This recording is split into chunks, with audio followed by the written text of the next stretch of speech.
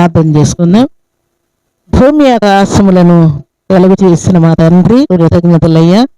ఈ ఉదయకాల సమయంలో నిజముగా నా తండ్రి మా నిమిత్తమై రాజులను, అధికారులను, ప్రధానులను, పెద్దలను త్రోసివేసి తృణీకరించి తండ్రి మాకు ఎడారిలో త్రోవ కలుగు చేసి మమ్మల్ని ఆశీర్వదించి గొప్ప చేయి దేవుడు మీరేనని మాట్లాడినందుకే మీకు స్తోత్రాలు.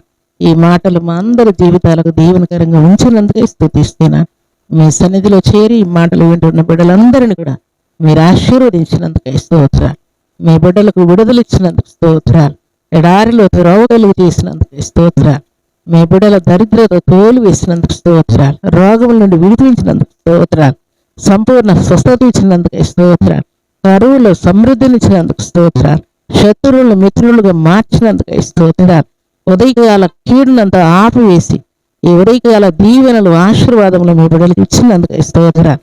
ఈ దినం బర్త్డేలు, మ్యారేజ్లు జరుపుకున్న బిడ్డలకును శుభం, క్షేమం మీ కృపలు అనుగ్రహించినందుకు స్తుతిస్తూ శ్రేష్టమైన శక్తి గల మీ నామానికి స్తుతులు చెల్లిస్తూ మీ బిడ్డలందరినీ మీ కృపగల హస్తములకు అప్పగించుకుంటూ యేసుక్రీస్తు పరిశుద్ధమైన నామములు స్తుతించి ప్రార్థించి అడిగి వేడుకుంటున్నాము తండ్రి. ఆమేన్.